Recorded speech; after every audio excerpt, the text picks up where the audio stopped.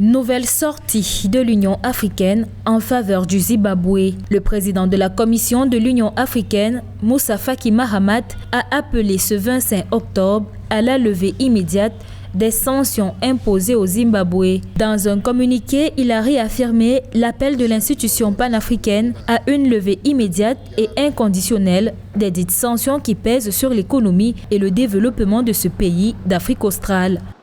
Le président rappelle la continuité de son appel depuis 2017, date à laquelle la Commission, ses organes compétents ont constamment exprimé les préoccupations de l'Union concernant l'impact négatif des sanctions économiques persistantes sur l'économie et la population du Zimbabwe. À cet égard, il a exprimé sa détermination et celle des différents organes compétents de l'Union à continuer de mobiliser un soutien en faveur des efforts de redressement du pays.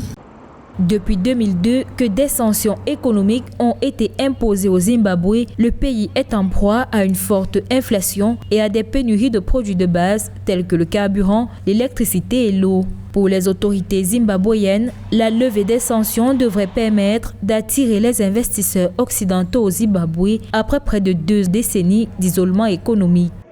Il est donc urgent aujourd'hui pour la communauté internationale alors de lever ces formes de sanctions contre ces États africains qui restent malheureusement contrariés par les difficultés économiques. Au-delà du Zimbabwe, il faut jeter un regard à l'ensemble de ces pays d'Afrique qui vivent alors ces problèmes-là.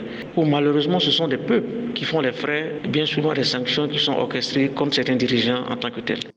Outre l'Union africaine, d'autres institutions régionales telles que la SADC, la Communauté de développement de l'Afrique australe, ainsi que d'autres pays du continent ont plaidé pour la levée des restrictions économiques imposées au Zimbabwe, des sanctions que les experts ont qualifiées de paralysantes et qui, selon eux, entravent le développement de la sous-région australe du continent.